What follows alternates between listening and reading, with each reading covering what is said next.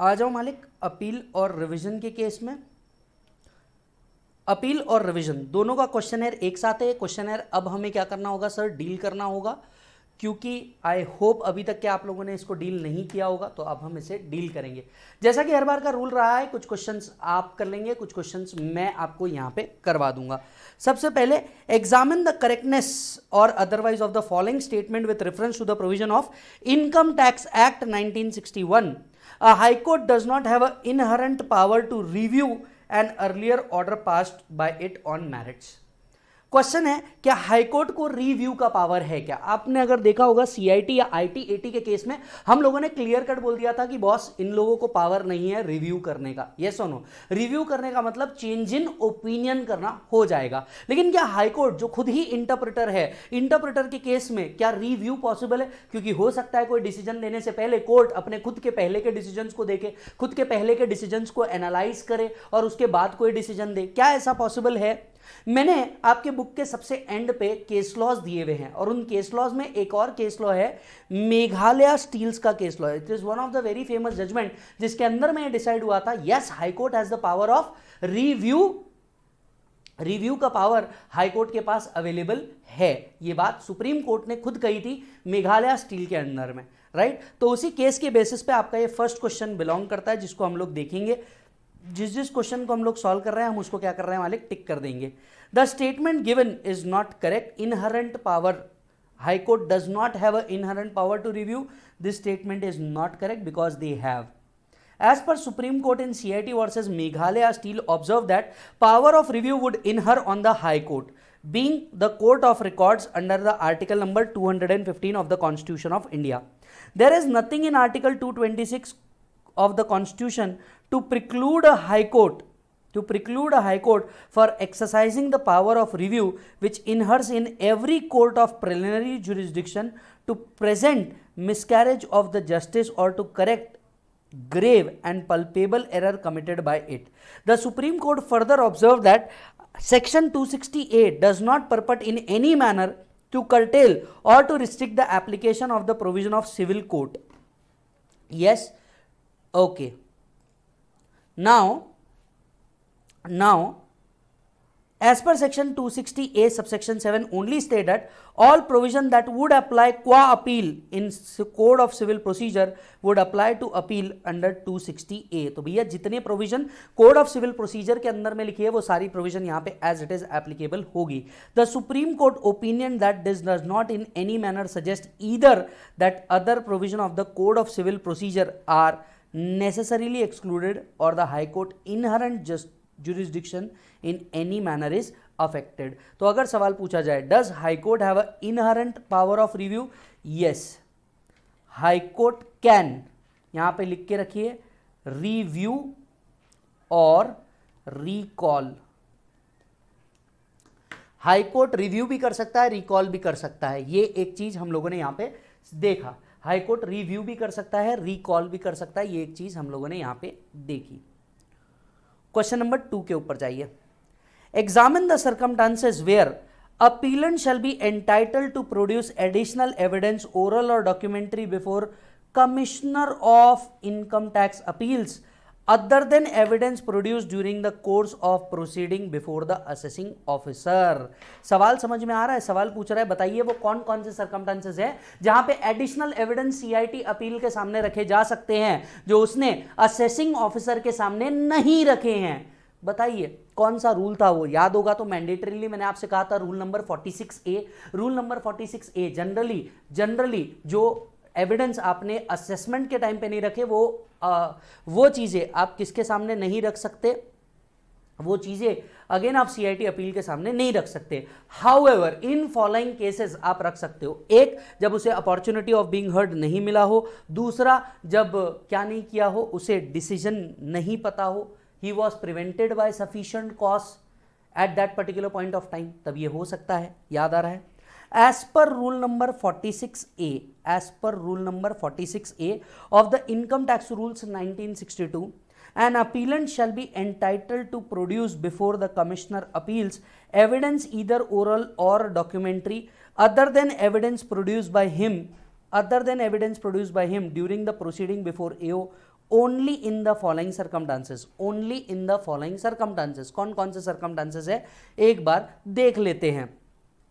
पहला, where the AO has refused to admit the additional evidence which has ought to have been admitted। AO ने बोल दिया भैया मैं additional evidence क्या नहीं करने वाला हूं, एक्सेप्ट ही नहीं करने वाला हूं। Where the appellant was prevented by sufficient cause from producing the evidence, where the appellant was prevented by sufficient cause from producing the evidence before AO, वो AO के सामने नहीं प्रेजेंट कर पाया था या प्रेजेंट ही नहीं कर पाया था। Where the assessing officer has made the order without giving sufficient opportunity to the appellant to adduce evidence relevant to any ground of appeal. Further, no evidence shall be admitted unless appeal commissioner records in writing the reason for doing so। तो यहाँ पे 46A में बस वही बातें लिखी हुई है कि ये भैया अगर ये फॉलोइंग सिचुएशंस है तो यस आप एडिशनल एविडेंस क्या कर सकते हो, दे सकते हो। क्वेश्चन नंबर 3 आप होमवर्क कीजिएगा, ये CIT के पावर से रिलेटेड है और उसके रेक्टिफिकेशन ऑफ ट्रिब्यूनल से रिलेटेड है। ये क्वेश्चन आप सेल्फ कीजिएगा, सब इजी क्वेश्चन है। क्वेश्चन नंबर 4 के ऊपर आइए। The assessee who is aggrieved by all और any of the following order is desirous to know the available remedial course and the time limit against the each order under the income tax act. एक minute, 2 question पूछे हैं। जो व्यक्ति aggrieved है in order से उसके against में क्या रेमेडी ली जा सकती है और कितने टाइम में ली जा सकती है वो बताइए। सवाल अच्छा है। पहला, 143(3) का ऑर्डर एओ ने पास किया है, बताइए इसके खिलाफ क्या हो सकता है। अगर 143(3) का ऑर्डर पास किया है तो इसके लिए रेमेडी क्या अवेलेबल है, CIT अपील के पास जा सकते हो 30 डेज के अंदर में, या फिर अल्टरनेटिवली रिविजनरी पावर है, आप CIT के पास जाके 263 या 264, बिल्कुल बराबर 264 को आप क्या कर सकते हो, कैरी आउट कर सकते हो within 1 year. So assessee aggrieved, पहला point, assessee aggrieved by the order under 143 by the AO can file an appeal before Commissioner of Income Tax under section 246A within 30 days from the date of service of notice of demand relating to assessment. However, where assessee do not want to prefer an appeal, then he can move a revision petition before Commissioner, Principal Commissioner within a period of 1 year from the date on which the order communicated to him or which he otherwise came to know, whichever is earlier.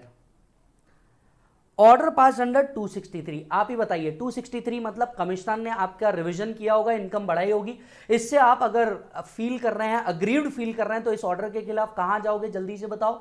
बिल्कुल सही जवाब ITAT के अंदर में जाओगे। N assessee aggrieved by the order under 263 by commissioner can file an appeal to income tax appellate tribunal under 253(1)(c within ITAT में जाने का time limit 60 days, within 60 days from the date on which order ought to be appealed was passed।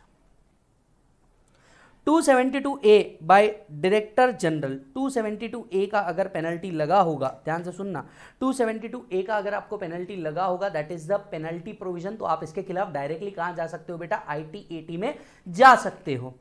So an assessee aggrieved by the order under section 272A by Director General can file an appeal before Income Tax Appellate Tribunal within 60 days from the date on which order ought to be appealed against is communicated to the assessee।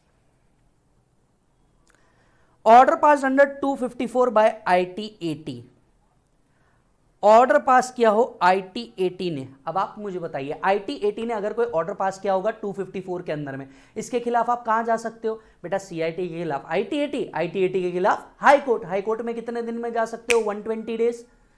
The assessee agreed by the order under 154 by the income tax appellate tribunal can file an appeal before high court within 120 days from the date of receipt of order of income tax appellate tribunal only where the order give rise to a substantial question of law। कुछ बहुत भारी लग रहा है, याद आ रहा है ऐसी सारी चीजें पढ़ी हुई सर ये क्वेश्चन, हाँ ये क्वेश्चन पास्ट एग्जामिनेशन पूछे हैं और साथ साथ में आप अपने मॉड्यूल भी ओपन करके देखोगे तो ये सारे क्वेश्चन आपको वहां पे मिल जाएंगे, कोई टेंशन लेने की जरूरत नहीं है। ये सारे क्वेश्चन भी आपको कहां मिल जाएंगे, मॉड्यूल के अंदर में मिल जाएंगे। चलिए question number 5, who can file memorandum of cross objection and what is the time limit. इसको आप सेल्फ करेंगे। ये मेमोरेंडम ऑफ क्रॉस ऑब्जेक्शन याद होगा, जब आईटीएटी के केस में memorandum of cross objection file कराया जाता है तो उसके बारे में लिखा हुआ है। चिल्लर क्वेश्चन है, इस पे टाइम नहीं लगाते हैं।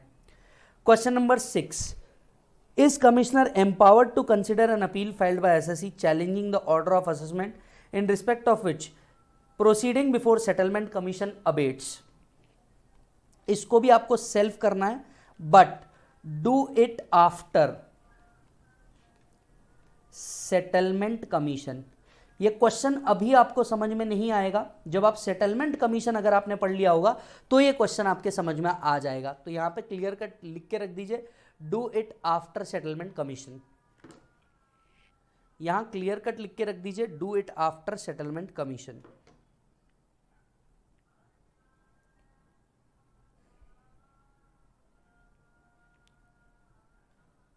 Done sir. क्वेश्चन नंबर 7 के ऊपर आते हैं। आइए क्वेश्चन नंबर 7 के ऊपर चलते हैं। The appellate tribunal is empowered to grant indefinite stay for demand of dispute in appeal before it. Stop. याद कराता हूं कौन से सेक्शन के बारे में हम बात कर रहे हैं। हम बात कर रहे हैं सेक्शन 254 के बारे में, और हम बात कर रहे हैं स्टे ऑफ डिमांड के बारे में। याद आ रहा है आप लोग को, हम लोगों ने आईटी80 का एक पावर पढ़ा था, if I am not wrong subsection 2A 254 subsection 2A में हम लोगों ने पढ़ा था कि आईटी80 स्टे ऑफ डिमांड दे सकता है। स्टे ऑफ डिमांड, जो आपकी डिमांड आ रही है, पे करने की लाइबिलिटी आ रही है, उसको 30 दिन में पे करना होता है, लेकिन जनरली आईटी80 इस पे स्टे लगा सकता है।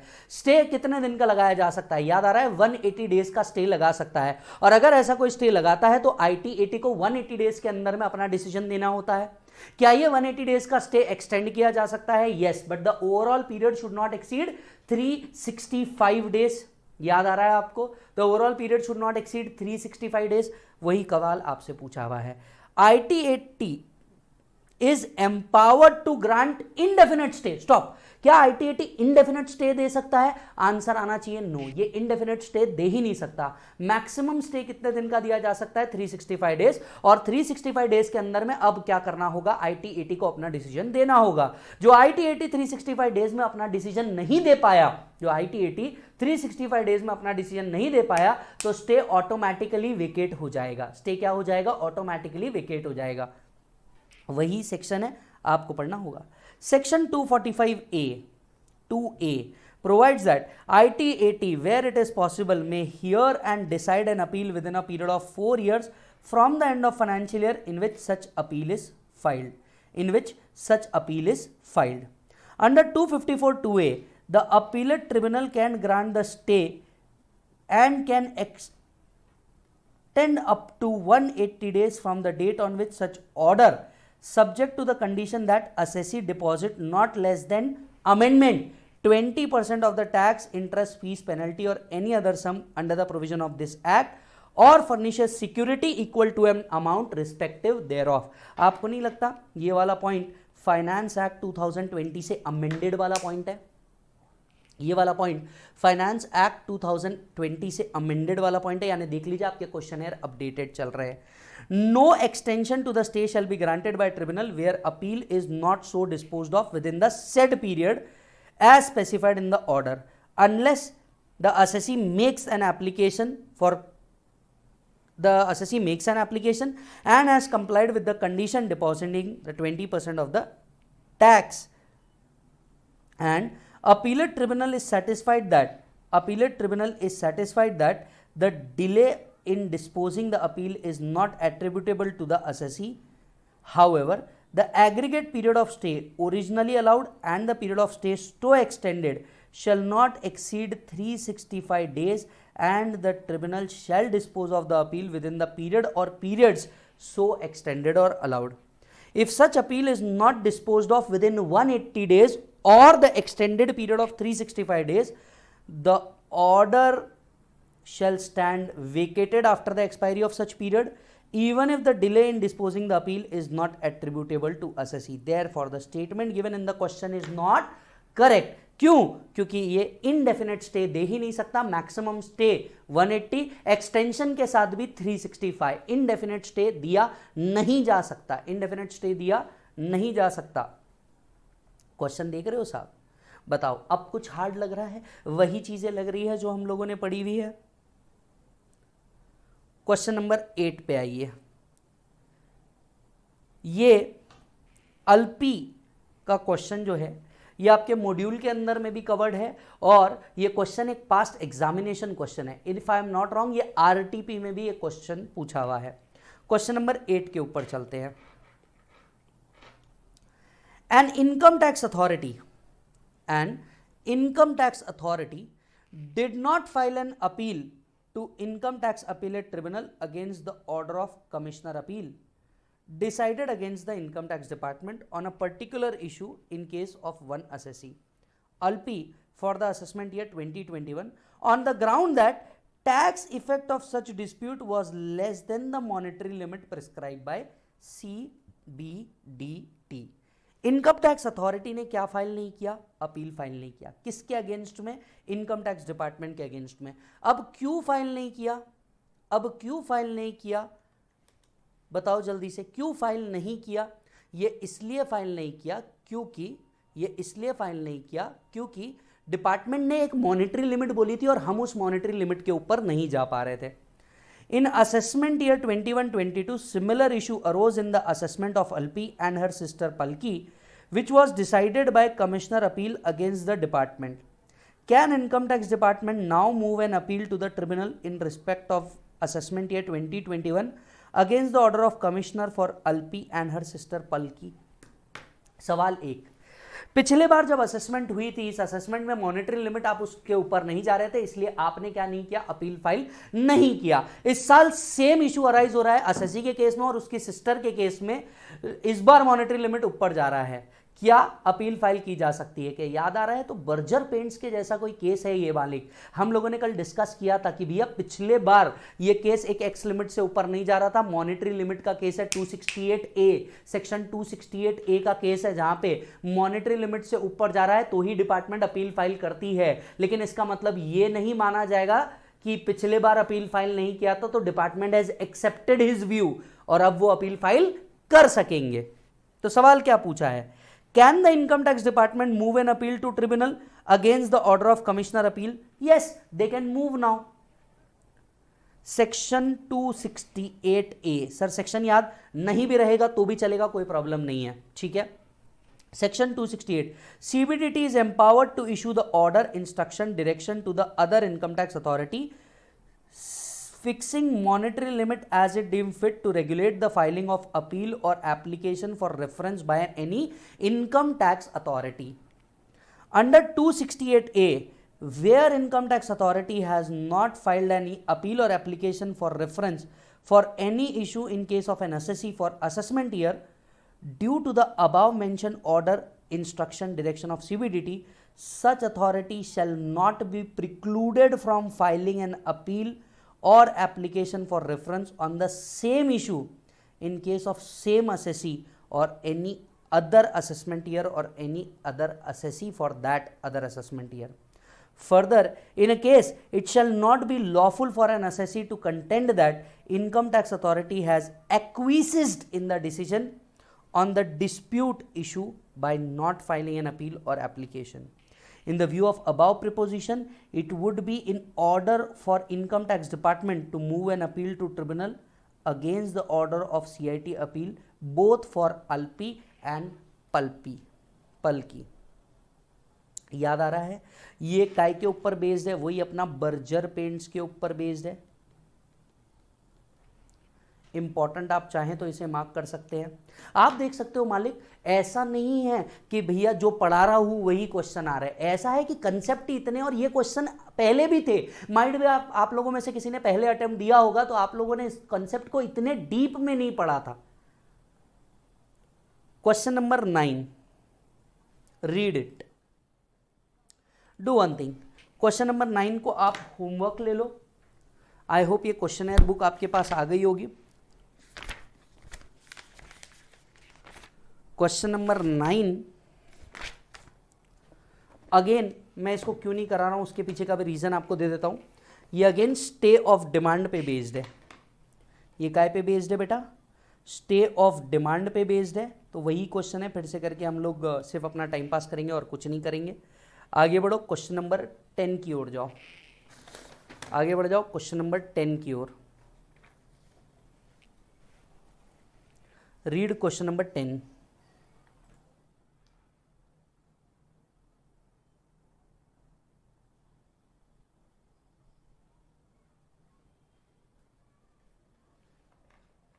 यस, जितने भी बच्चे लाइव स्ट्रीम के अंदर में बैठे हैं, क्या वो सारे बच्चे मुझे देख पा रहे हैं?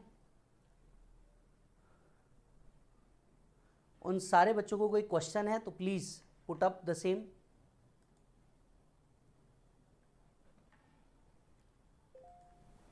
अगर देख लिया होगा तो check. An assessee who has been served with an order of assessment under 143(3) on 1/1/2021 has filed an application against this order before CIT under 264 on 11/1/2021. However, the CIT refused to entertain the application on the pretext of premature application. रुकिए, assessment order कब आया है? 143(3) का। ये आया है 1/12/2021 को। ये कब आया है? जल्दी से बोलो। ये आया है 1/12/2021 को। ठीक है, हमने 264 का रिवीजन एप्लीकेशन किस दिन लगा दिया? 11/1/2021 को, मतलब अगले 11 दिन के अंदर ही। एक बात जरा बताइए, हमारे पास 3 रेमेडी है अगेंस्ट 143(3): रेक्टिफिकेशन, रिवीजन, अपील। बराबर है?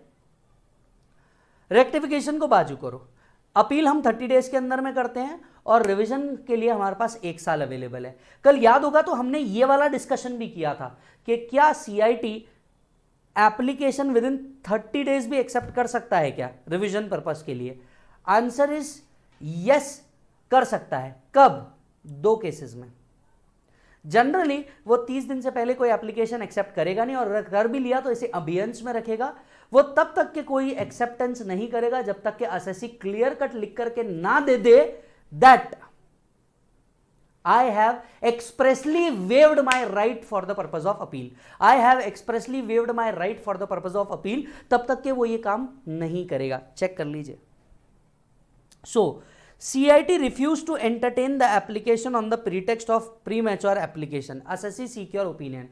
Assessee, अब यहां पे CIT क्या कर सकता है? माइट भी वो एप्लीकेशन कर ले, एप्लीकेशन एक्सेप्ट भी कर ले, पर वो 30 दिन तक के मिनिमम उसके ऊपर काम ही नहीं करेगा जब तक के अपील करने का टाइम लिमिट खत्म ना हो जाए, या आप एक्सप्रेसली ये ना कह दो कि हाँ मैं अपील नहीं कर रहा हूं, तब तक के तो CIT के केस में वो प्रीमेच्योर एप्लीकेशन ही रहेगा।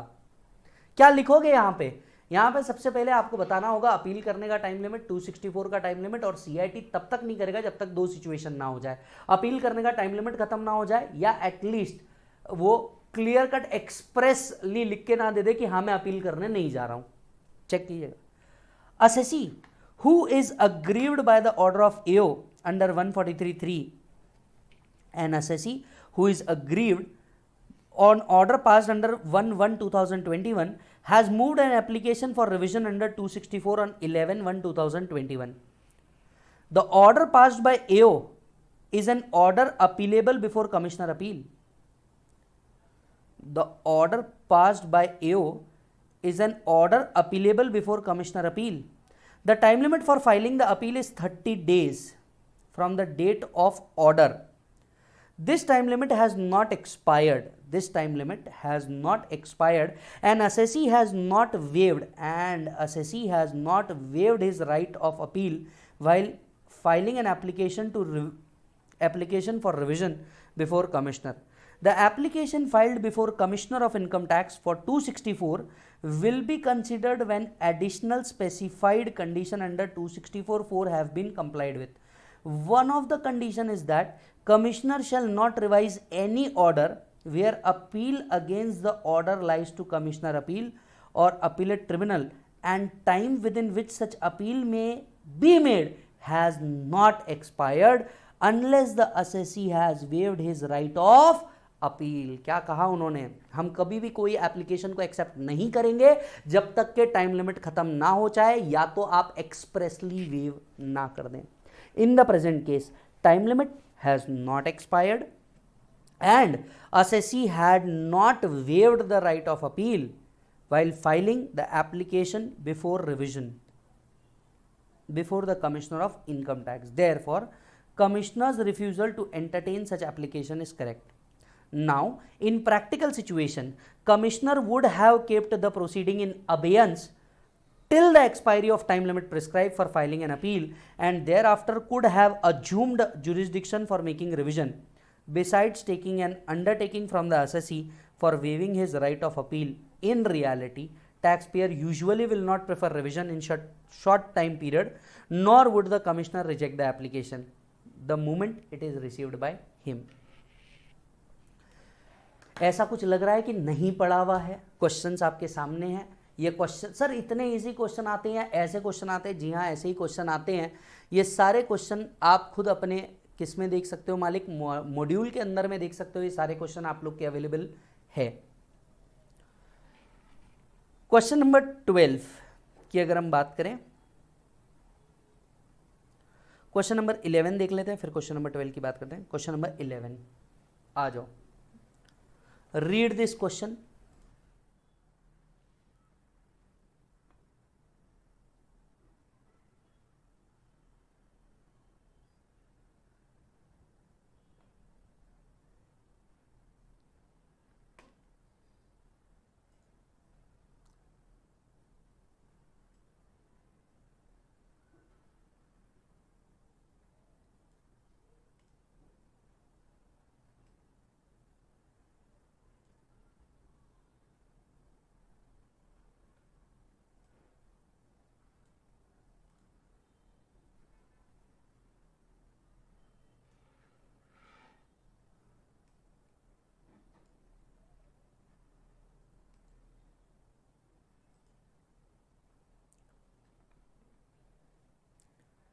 Is that done?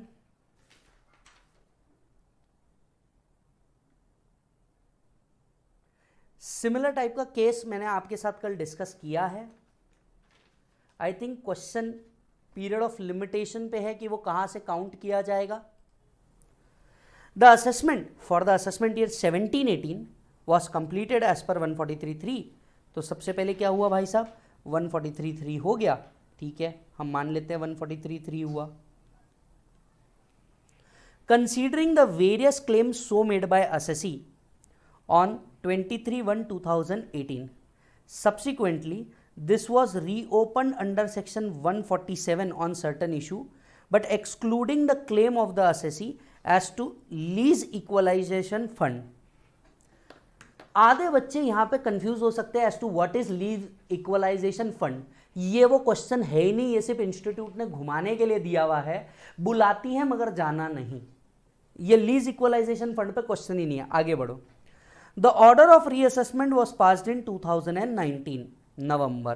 ठीक है. Commissioner within the power vested under 263, इसके बाद वो 263 करना चाहता है. कौन करना चाहता है? सीआईटी करना चाहता है. Passed on 11/4/2021. कब पास किया भाई साहब? 11/4/2021. Rejecting the claim of assessee as to equalization fund.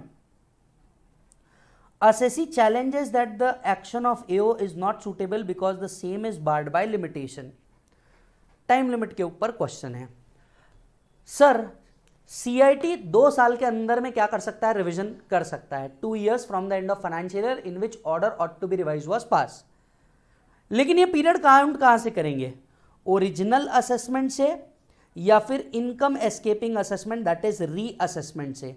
कल हम लोगों ने इसके ऊपर एक केस पढ़ा था, अगर आपको याद आ रहा हो तो, राइट. कल हम लोगों ने इसके ऊपर एक केस पढ़ा था, और केस नहीं भी पढ़ा था तो मैंने आपको बताया था कि भैया ये जो टाइम लिमिट है ये कहां से काउंट किया जाता है?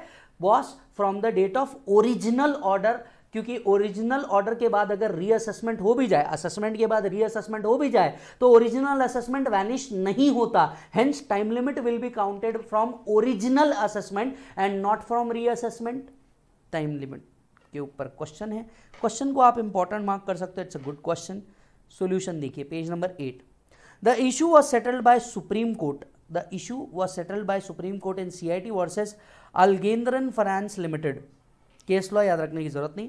Supreme court observe that though there was no doubt that once an order of assessment is open, the previous assessment will be held to be set aside and the whole proceeding will start afresh.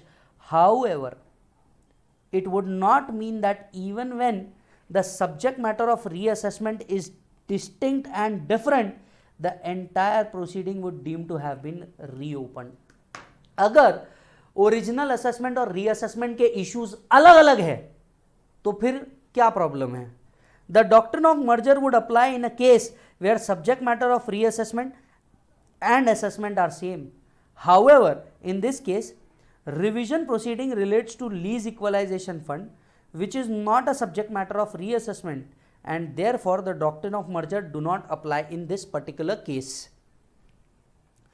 263 subsection 2 provide that no order shall be made after the expiry of 2 years from the end of financial year in which order ought to be revised was passed. The period of limitation under 263 relates to assessment in which the claim for the assessee was considered by the AO. This issue was not the subject matter of reassessment proceeding. Accordingly, the period of limitation shall be reckoned with respect to original assessment and not from the date of reassessment. ध्यान से सुनिएगा, इस case से हमें क्या समझ में आया? अगर 143 और 147 का इशू सेम है तो टाइम लिमिट 147 से काउंट होगी. 143 147 के इशू अलग अलग है तो टाइम लिमिट 143 से काउंट होगी. एवरीबॉडी वापस से सुनना, अगर 143 और 147 का इशू सेम है तो 2 इयर्स 147 से काउंट होंगे. अगर 143 और 147 का केस सेम है तो टाइम लिमिट कहां से काउंट होगा? रीअसेसमेंट से काउंट होगा. अगर ये दोनों का इशू अलग अलग है तो टाइम लिमिट ओरिजिनल असेसमेंट से काउंट होगा. Getting it or not? Question number 12. This is a question based on survey and revision. तो एक बार आप सर्वे पढ़ ले, उसके बाद ये पढ़ना. This is based on survey and revision.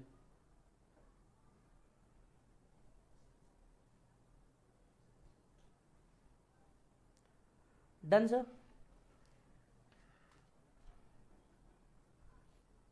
Next question is a very easy question asked in May 1996. May 1996 के अंदर में पूछा हुआ एक क्वेश्चन है. इतना इजी क्वेश्चन है, मैं आपको क्या बताऊं. बताइए, इंटीमेशन के बेसिस पे 263 264 हो सकता है? आंसर इज नो, क्योंकि 263 264 मतलब ओनली ऑर्डर, असेसमेंट ऑर्डर. वही क्वेश्चन है, देख लो. The return of income filed by X for the assessment year 18 to 20 has been accepted under the provision of 143(1). Can the Commissioner of Income Tax interfere under the revisionary power and modify the assessment in case where intimation is served under 143(1)? बताइए, क्या 143(1) के intimation के basis पे commissioner revisionary power ले सकता है? Answer is no. Intimation is not an order. Intimation is not an order. Under 263 and 264, CIT can revise the order of assessing officer. Since intimation is not an order, revision under 263 264 is not possible. The CIT cannot exercise the revisional power under 263 or 264 in respect of revision. Done हो गया मालिक. Question number 14. Mark this question as important, क्योंकि इसी तरीके का question आगे वापस repeat होगा. रीड दिस, आपको टाइम देता हूं, रीड दिस.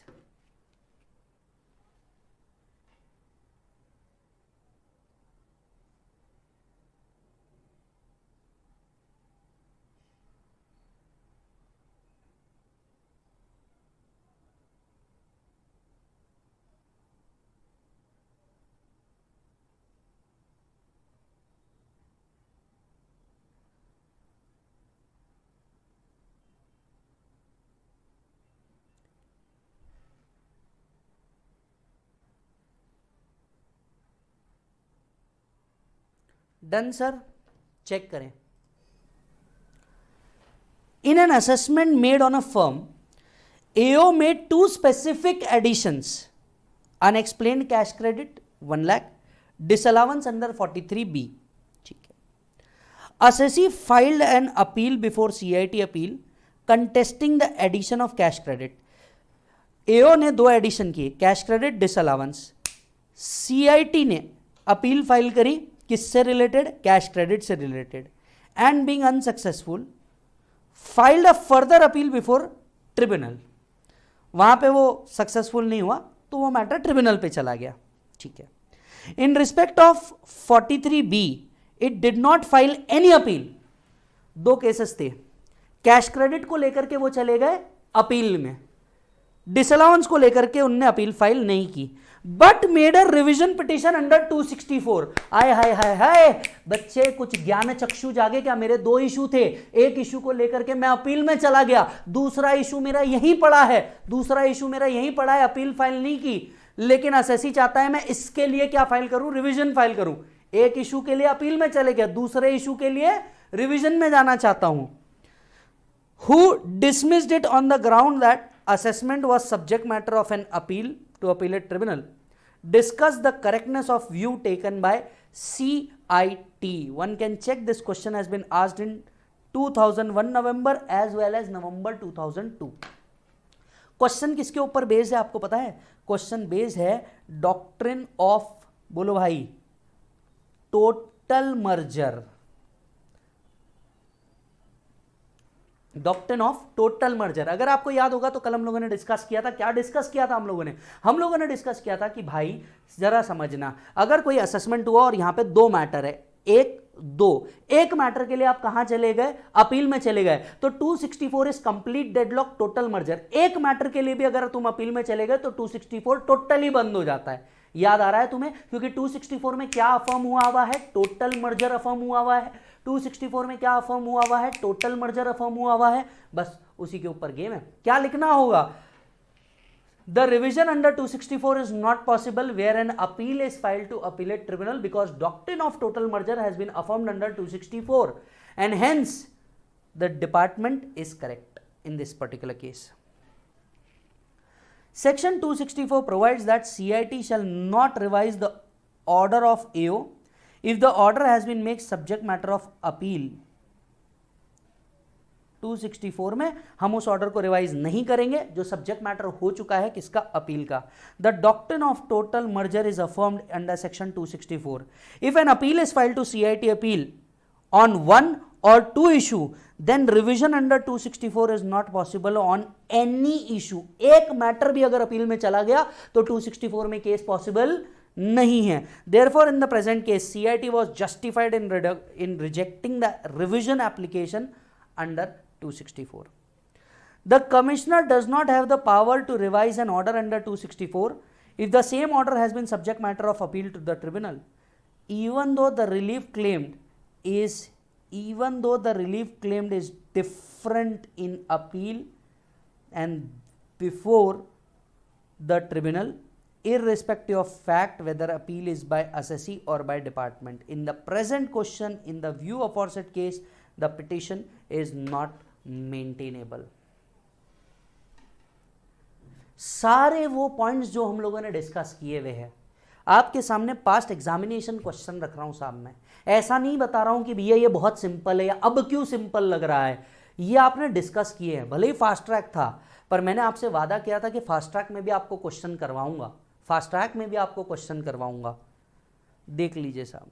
क्वेश्चन नंबर 15 की अगर मैं बात करूं साहब, काय पे बेस्ड है क्वेश्चन नंबर 15? क्वेश्चन नंबर 15 को हम लोग सेल्फ में लेंगे, बहुत छोटा सा पॉइंट है, 246A के ऊपर है, अपीलेबल ऑर्डर के ऊपर है।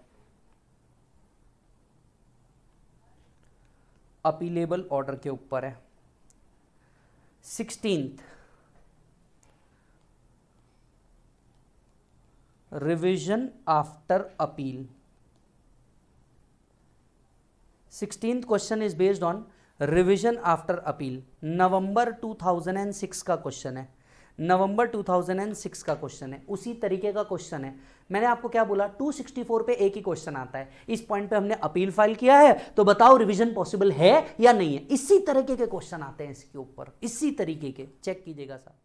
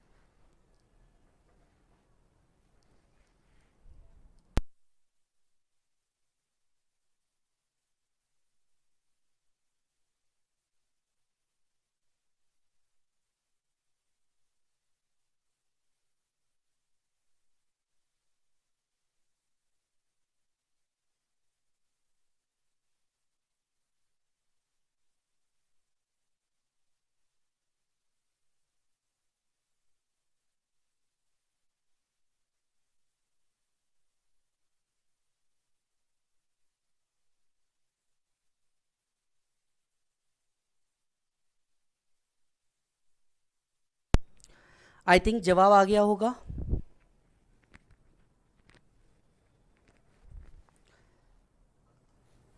An appeal was preferred by assessee to commissioner against the order of assessment made by assessing officer।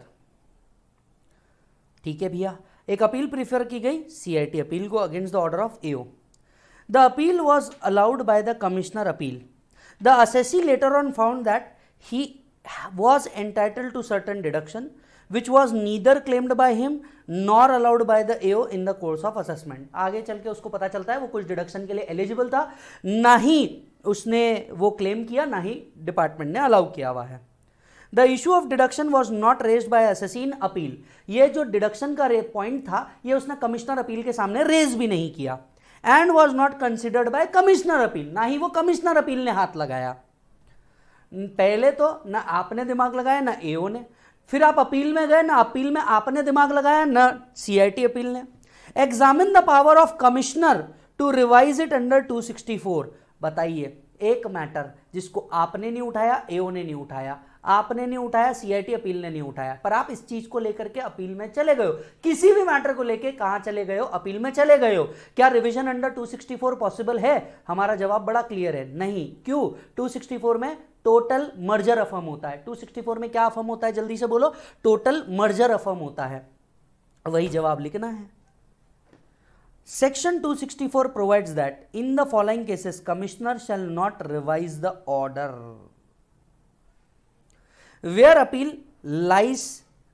appeal against the order lies to CIT appeal but has not been made and the time which such an appeal may be made has not expired, or assessee has not waived the right of appeal, where the order is made subject of an appeal to CIT appeal. In view of above, revision under 264 is not possible if appeal has been filed to CIT appeal on any issue. Commissioner cannot revise the order of assessment in order to allow such deduction on application made by assessee. वही question दादा, done. Question number 17, self करना काय के ऊपर based है? Condonation of delay के ऊपर। क्या डिले कंडोन किया जा सकता है क्या, उसके ऊपर बेस्ड है। सेल्फ क्वेश्चन है, नवंबर 2011 में पूछा हुआ है, not a very detailed question, so not important. Question number 18 किसके ऊपर बेस्ड है sir? Again 264 and appeal issue. Same question हम लोग 2 बार पढ़ चुके हैं। सिंस आज दिन नवंबर 2015 डज नॉट मीन्स हम उसे वापस पढ़ लेंगे। जैसा कि मैंने कहा, couple of times same question has been asked, बस नाम बदल देते हैं, सिचुएशन बदल देते हैं, बस क्वेश्चन वही रहता है। क्वेश्चन नंबर 19, आज दिन मई 2015। आ जाओ करते हैं, सॉल्व करें। पहले खुद से ट्राई करो। देखो कुछ क्वेश्चन मैंने आपको पढ़ना सिखाया, अब कुछ क्वेश्चन खुद से करना सीखो।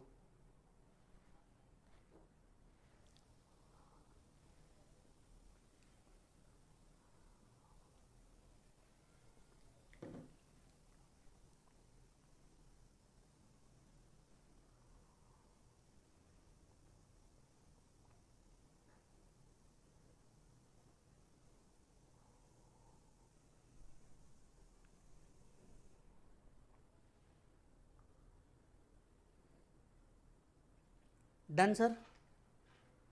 आइए, क्वेश्चन पढ़ चुके होंगे और जवाब शायद बन भी चुका होगा। Assessment of Bhajan limited was completed under 143(3) with an addition of 15 lakhs to the return income. Assessment हुई, रिटर्न इनकम पे 15 लाख रुपए ऐड हो गए। The assessee company preferred appeal before commissioner appeal which is pending now. हम CIT appeal के पास गए, case वहां पे पेंडिंग चल रहा है। इस बैकड्रॉप में कुछ क्वेश्चन के जवाब दीजिए। Can assessee company seek revision under 264 in respect of matter other than those preferred in appeal? क्या असेसी रिविजन कर सकता है 264 में उन मैटर्स को जो अपील में रेज नहीं किए? Answer is no. 264 total merger affirm होता है।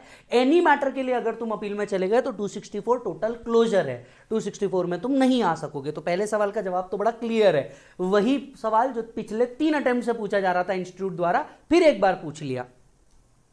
Can commissioner make a revision under 263 both in respect of matter covered in appeal and other matter. अच्छा, उनने कहा चलो ठीक है 264 को छोड़ो, कमिश्नर अगर 263 में रिवीजन करना चाहे तो क्या दोनों मैटर पे कर सकता है, जो अपील में भी चले गया और जो अपील में नहीं गया? Answer is no.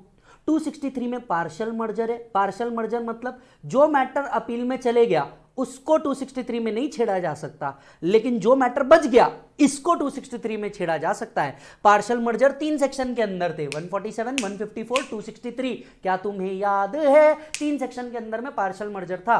तो दूसरे का आंसर क्या आएगा? वो जो अपील में चले गया उसको छोड़ के बचा हुआ इधर डील कर लेंगे, पार्शियल मर्जर। तो ऊपर वाला टोटल मर्जर, नीचे वाला partial merger. As per 264, commissioner shall not revise any order under 264 where such order has been subject matter of appeal to the commissioner appeal. Thus, the concept of total merger would apply under section 264. Therefore, under section 264, the commissioner cannot revise an order. The commissioner cannot revise an order which is pending before commissioner appeals, even if the revision pertains to a matter other than the matter covered in the appeal, other than the matter covered in the appeal. As per section 263, दूसरा point, as per section 263, commissioner has power to revise an order prejudicial to the revenue, even if the order is subject matter of appeal before commissioner appeal. However, the power under section 263 shall extend only to such matter which has not been considered and decided in appeal. Here again, doctrine of partial merger would apply. In case where appeal is pending and not yet decided, commissioner cannot exercise his revision jurisdiction in respect of those matter which are subject matter of appeal. Total merger, partial merger, समझ में आया क्या? चलिए sir,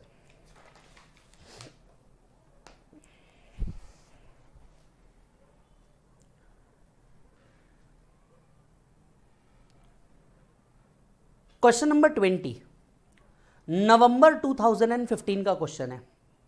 नवंबर 2015 का question है, काय पे based है मैं आपको वो बता दूं। Time limit under section 263 reckoned from 263 का जो टाइम लिमिट होता है वो कहां से काउंट किया जाता है? ओरिजिनल असेसमेंट से या रीअसेसमेंट से? सवाल का जवाब तो हम पहले भी दे चुके हैं, इस तरह का क्वेश्चन पहले भी आ चुका है। अगर 143 और 144 सेम मैटर पे है तो टाइम लिमिट 147 से होगा। अगर 143 147 अलग अलग मैटर पे था तो टाइम लिमिट ओरिजिनल से काउंट होगा। Game over. क्वेश्चन पढ़िए।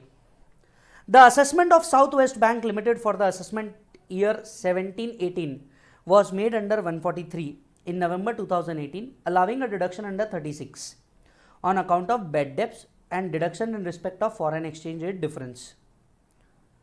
यहां तक के क्वेश्चन में सिर्फ आपको क्या याद रखना चाहिए पता है? कि असेसमेंट हुई है 143(3) में।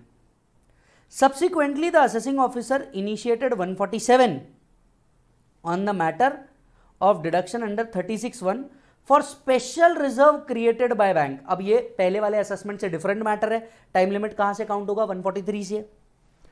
Letter principal commissioner after examining the record of assessment initiated revisionary proceeding under 263 by issue of a show cause notice to bank and passed an order under 263 on 31 August 2021। Original से count होना चाहिए था 2019 से लेके 31 मार्च 2021। मतलब देखिए, पहला 143(3) का ऑर्डर कब से आया था? 143(3) का ऑर्डर आया था 30 नवंबर। उस फाइनेंशियल ईयर एंड से 2 साल, मतलब 31/3/2019 से 2 साल 31/1/2021 should have been the last date. The bank claims that the order of principal commissioner is barred by limitation. Is bank correct? Yes, bank is correct. Why? 143 और 147 का टाइम इश्यूज जो थे ये डिफरेंट थे। अगर इश्यूज डिफरेंट है तो time limit कहां से काउंट होगा? 143(3) से काउंट होगा।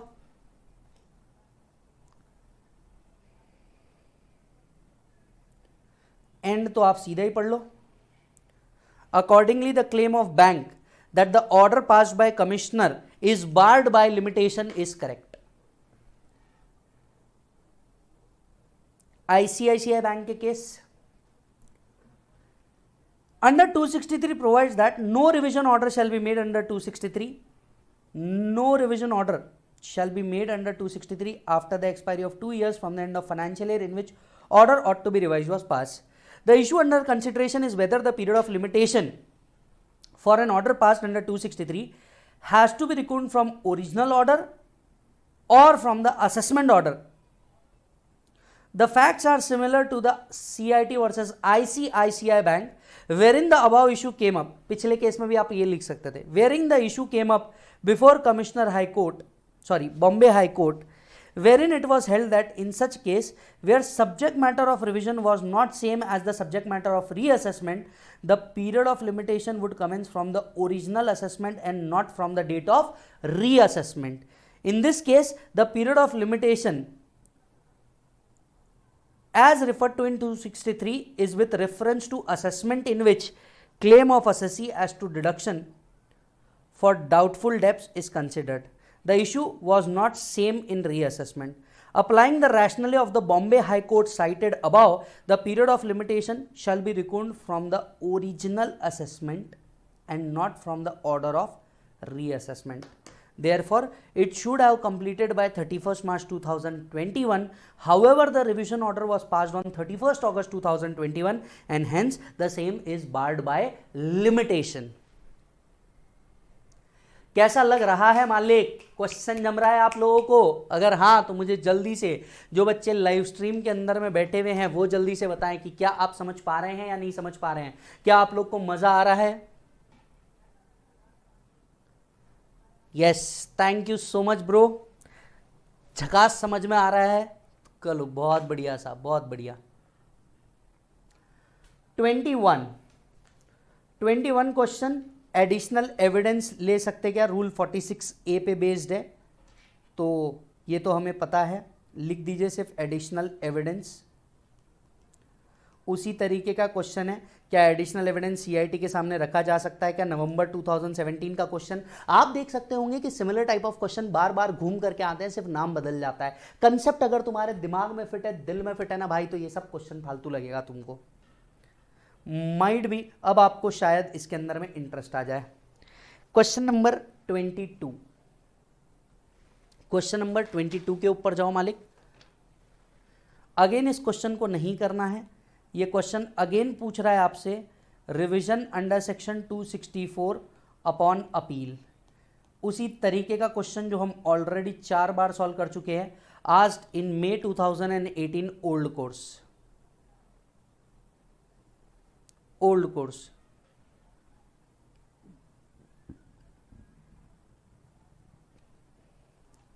23 ओम एंटरप्राइजेस, May 2018 का क्वेश्चन, न्यू सिलेबस में आया, May 2018 का क्वेश्चन। Read this question. हालांकि सिमिलर क्वेश्चन हम कर चुके हैं, वापस नहीं करेंगे, पर आप रीड कर लीजिए। असेसमेंट हुई, एक एडिशन हुआ कैश क्रेडिट के बेसिस पे, दूसरा एडिशन हुआ 40A पे। पिछले क्वेश्चन में 43B था। एक मैटर के लिए आप सीआईटी के पास चले गए, दूसरे मैटर के लिए रिवीजन में जा सकते क्या? जवाब आएगा नहीं। उसी क्वेश्चन पे बेस्ड है। Again question revision upon appeal पे बेस्ड है। बिल्कुल मत कीजिए, वही चीज आपसे बार बार पूछेगा। प्लस इसके अंदर में कुछ एडिशनल पॉइंट 154 का भी है, इसलिए मैं इसे पढ़ाना चाहूंगा। आओ रीड करो पहले क्वेश्चन को। इसमें इन्होंने रेक्टिफिकेशन भी डाला है।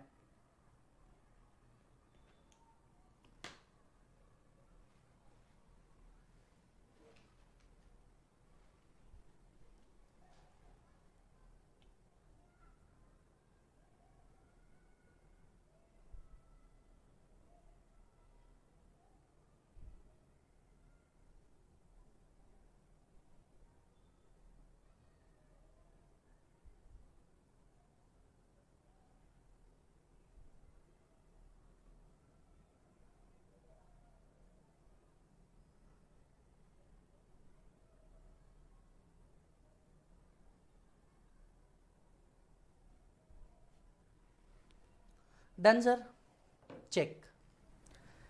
Om Enterprises, a firm, filed its return for the assessment year 18-19 on July 2018. ठीक है, ये तो सही चल रहा है. The assessment under 143(3) was completed on 15th March 2020 and AO made 2 addition to the income of assessee, namely 8 lakh unexplained, addition 3 lakh 40 AIA. The assessee being aggrieved contested the additional 8 lakh under section 68 and made an appeal to CIT appeal. The appeal was decided in January 21 against the assessee. Now assessee seek your advice as to whether it should apply for revision under 264. Appeal decide हो गई है, आप हार गए तो आप बोलते हो कि चलो रिवीजन कर लेते हैं, और rectification under 154 to the AO as regarding disallowance under 40 AIA. पहले सवाल का जवाब तो आपको पता है, मैटर अपील में चले गया तो 264 में आ सकता क्या? नहीं, doctrine of total merger is affirmed, वो बात तो लिखेंगे. आगे देखते हैं. Section 264 provides that principal commissioner और commissioner has no power to revise any order which has been made subject matter of appeal to the commissioner appeal, even if the relief claimed in the petition is different from the relief claimed in the appeal. The concept of total merger would apply in case of 264. 154 provides where any matter has been considered and decided by way of appeal or revision relating to order, AO may amend the order for rectification of any mistake apparent from record in relation to a matter other than the matter which has been considered and decided. The concept of partial merger would apply in case of 154. In the present case, since the order passed by AO in respect of addition of unexplained cash credit became subject matter of appeal, OM cannot apply for revision under 264 even if subject matter is different. However, OM can apply the assessing officer for rectification in respect of 3 lakhs addition as this matter has not been considered and decided in appeal or a revision. With the of above, the assessee Om Enterprises should seek rectification under 154.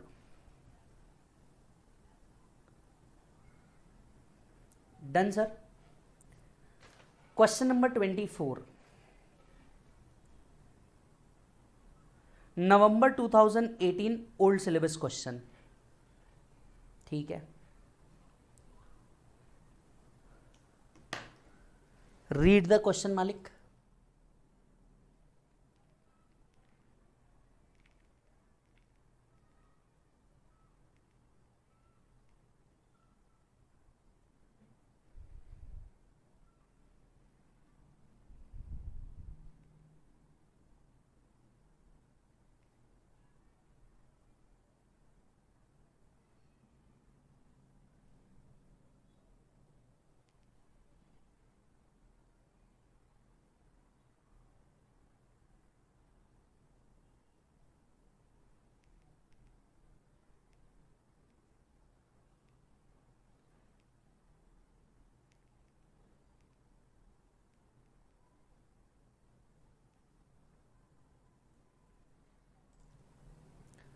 Ashok assessment was made under 143 for the assessment year 18-19. ठीक है साहब. Being aggrieved by certain addition, he preferred an appeal to commissioner appeal, which is pending at present and not been adjudicated. In the view of above situation, give your opinion on the following. There is new information that certain income for the same assessment year has escaped assessment. Is it possible for AO to issue notice under 148? Question अब तक अगर आपको समझ नहीं आया तो मैं आपको बता दूं, डॉक्ट्रिन ऑफ पार्शियल मर्जर का केस है. कुछ सर्टन इंफॉर्मेशन मिली है जो एस्केप्ड हो चुकी है. क्या 147 में पार्शियल मर्जर है? यस. जो मैटर अपील में चले गया उसको छोड़ के बचा हुआ कोई मैटर नया मिला होगा तो वो 148 के लिए ओपन हो सकता है. Certain mistake in respect of issue which is not subject matter of appeal is notice. Certain mistake मतलब 154 में भी partial merger affirmed है. वो मैटर जो अपील में गया उसको छोड़ दो, बचे हुए मैटर को रेक्टिफाई 154 में कर सकते हो. Yes. Ashok has filed a petition for revision under 264 for a matter not being subject matter of appeal. Will such petition be maintainable? No. 264 में क्या कोई रिवीजन पिटीशन आया सकता है जबकि आपने एक मैटर अपील में किया है? Answer is no. 264 में टोटल मर्जर अफर्म्ड है. क्वेश्चन काय पे बेस्ड है? पहले दो point doctrine of partial merger, last point doctrine of total merger. इतना सिंपल क्वेश्चन है, किसी बच्चे ने अगर अपने पास से किया होगा दनादन उसको जवाब आ सकता है इस पॉइंट का. Yes, it is possible for the AO to issue notice under 148. Why? Because there is a doctrine of partial merger. AO may assess, reassess such income other than the income involving the matter which are subject matter of any appeal, reference, revision, which are chargeable to tax and has escaped assessment. Therefore, even where the appeal is pending before Commissioner Appeal, the AO can issue notice under 148 in respect of income which has escaped assessment if such income is not subject matter of appeal. क्या कहते हैं हम इसे? Doctrine of partial merger. दूसरे केस में भी answer yes आएगा. Yes yes the AO is empowered for 154 where any matter has been considered and decided in any proceeding by way of appeal और rectification. Such matter can not be done by assessing officer. However, in respect of matter which has been considered and decided in appeal, the order of assessing officer can be rectified under 154. In this case, since the mistake is in the matter which is not a subject matter of appeal, AO can pass an order under 154 for rectifying the mistake, provided the same mistake is apparent on record. Again, matter is doctrine of partial merger. तीसरा, Commissioner cannot invoke 264. क्यों? Because it has been subject matter of appeal. Because it has been subject matter of appeal. और जो चीज subject matter of appeal में आ जाता है, matter वहीं खत्म हो जाता है. नवंबर 2019 का क्वेश्चन, नवंबर 2019 का क्वेश्चन है साहब. नवंबर 2019 क्वेश्चन नंबर 25. नवंबर 2019 का क्वेश्चन आप सभी के सामने. Read this.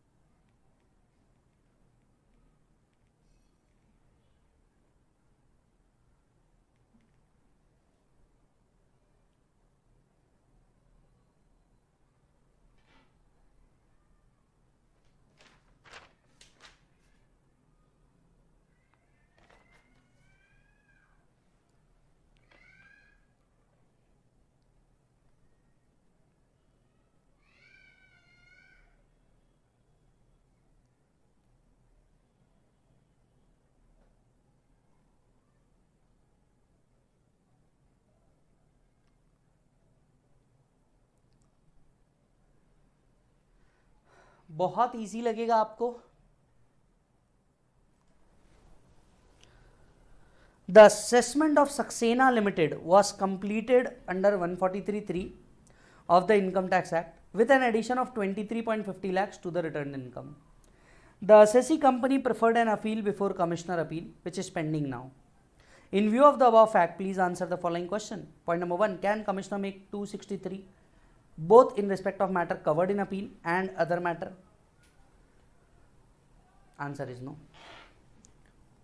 Doctrine of partial merger यहां वर्क करता है. जो मैटर अपील का है उसको छोड़ के बचे हुए मैटर की बात करो, बिल्कुल चलेगा. Can assessee seek revision under 264? Possible ही नहीं है. एक मैटर के लिए भी आप कहां चले गए? अपील में चले गए. दूसरे किसी मैटर को हम यहां पे डिस्कस कर सकते नहीं. Being aggrieved by the order of ITAT Delhi, an assessee filed an appeal with High Court with a delay of 439 days in filing the appeal. While filing the appeal, the assessee made an application for condonation of delay, also citing the reason that delay is on account of pursuing an alternative remedy. अच्छा जी sir, समझते हैं क्या matter है ये. सबसे पहले 263 के लिए क्या बोलोगे, वो मैटर जो अपील में गया है उसको छोड़ करके दूसरे मैटर के लिए हाँ बोल दो, भले ही कोई प्रॉब्लम नहीं है। 264 के लिए तो टोटली बंद है। As per 263, Commissioner has power to revise an order prejudicial to the interest of revenue even if the order is subject matter of appeal before Commissioner appeal. However, the power under 260C shall extend only to such matter which has not been decided and considered in such appeal. Thus, Commissioner cannot make a revision in respect of matter covered in an appeal but can do so in respect of other matter. बोलो भाई क्या apply किया, doctrine of partial merger. 264 provides that Commissioner has no power to revise any order which has been made subject matter of appeal to the Commissioner appeal, even in respect of matter other than the matter covered in an appeal. अब दूसरा case है कि assessee ने agreed by the ITAT order matter कहां refer किया, high court में refer किया। High court में 120 डेज के अंदर में जाते हैं, लेकिन ITAT के बाद असेसी ने करीब 439 डेज लिया। आप जब केस लॉ की बुक में जाएंगे तो वहां पे आई थिंक इस चैप्टर का सबसे लास्ट केस है स्पाइनकॉम का, जिसके अंदर में ये सेम केस है। असेसी हाईकोर्ट के अंदर में जाता है लेकिन डिले हो जाता है 439 डेज का। हाईकोर्ट के सामने वो कहता है डिले इसलिए हुआ क्योंकि मैं अल्टरनेटिव रेमेडी ले रहा था ITAT की, बट 439 डेज एक अनरीजनेबल डिले है, मतलब 1 साल से ज्यादा एक अनरीजनेबल डिले है जिसको कभी भी एक्सेप्ट नहीं किया जा सकता। हाईकोर्ट ने भी बिल्कुल वैसा ही किया, ये एक अनरीजनेबल डिले है। मैटर देख लीजिए, स्पाइनाकॉम का केस है, नीचे आके देखोगे तो Spinacom private limited versus CIT 2018 judgment. The issue under consideration is whether the delay in filing an appeal under 260A can be condoned where stated reason for delay is pursuance of an alternative remedy by filing an application before ITAT. The application before ITAT is not an alternative remedy to filing an application under 260A. The former is application for rectification of mistake apparent from record, which is much narrower than the scope of later. Under 260A, order of ITAT can be challenged on substantial question of law. The appellant had the option of filing an appeal under 260A while also mentioning in the memorandum of appeal that the application was pending before ITAT. The time period of filing an appeal does not get suspended on account of pendency of application before ITAT. Accordingly, the delay cannot be condoned and thus contention of assessee is not maintainable. Facts are similar to Spinacom. यहाँ पे similar type का question है, last question आप खुद देखिएगा। Similar type का question है किसका, जो सेल्फ रेमेडी की बात कर रहा है। तो भाई साहब इसको सेल्फ कर लीजिए, गेम ओवर। आप देख सकते हैं सर हमने 2 चैप्टर के क्वेश्चन एक साथ निपटाए, that is appeal and revision. 2 chapter के क्वेश्चन हम लोगों ने एक साथ निपटाए।